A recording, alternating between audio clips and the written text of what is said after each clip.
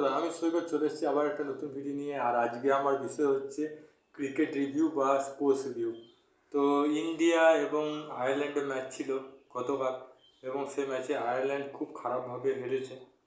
তো সত্যি কথা বলতে এখানে রিভিউ করতে আমার খুব খারাপ লাগছে। আমার মনে হয়েছিল যে আয়ারল্যান্ড 140 বা 150-এর কাছাকাছি রান করবে, কারণ আয়ারল্যান্ড টিম খুবই ভালো টিম। অনেকে হয়তো জানে না, মানে আয়ারল্যান্ড টিমকে কোয়ালিফাই করতে হয় না T20 ওয়ার্ল্ড কাপের জন্য। অটোমেটিক কোয়ালিফায়ার থাকে, ভালো র্যাঙ্কে আছে, 12-13 র্যাঙ্কে আছে। এবং আমার কথাটা হয়েছিল এটা যে আয়ারল্যান্ডে ভালো ভালো প্লেয়ার ইংল্যান্ডের হয়ে খেলেছে, যেমন ইয়ান মর্গান আয়ারল্যান্ডের প্লেয়ার 4 বছর না 5 বছর খেলেছিল, তারপর সে নিজের দেশ ছেড়ে ইংল্যান্ডের হয়ে খেলেছে। সে কথা বাদ দিচ্ছি, কিন্তু আমার খেলা দেখে একদম ভালো লাগেনি। 95 রানে অল আউট হয়ে যায় পুরো টিম। তো রোহিত শর্মা তো ভালো খেলে, ওপেনিং জুটি, সে ব্যাপারে কোনো সন্দেহ নেই।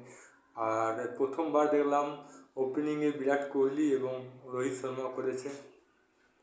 প্রত্যেকটা ম্যাচে করবে কিনা জানি না, তবে এই ম্যাচে করেছে। ঠিক বুমরা বল খুব সুইং হচ্ছিল, যেটা বোল্ড করলো উইকেটে। তো বলটা ইন সুইং হয়েছিল এবং ইন সুইং ইয়র্কার হয়েছিল বুমরা বলটা, সে ব্যাপারে কোনো সন্দেহ নেই। সবারই বল কিন্তু সুইং হচ্ছিল। হার্দিক পান্ডিয়া খুব ভালো বল করেছে, তবে ইন সুইং খুব হচ্ছিল, বল প্রচণ্ড সুইং হচ্ছিল, বিশেষ করে ফাস্ট বোলারদের। আর স্পিনে আকসারের ক্যাচটা দুর্দান্ত, বাঁ হাতে বল করে ডান হাতে ক্যাচটা লুফে নিয়েছিল, বিধ্বস্ত লেগেছিল।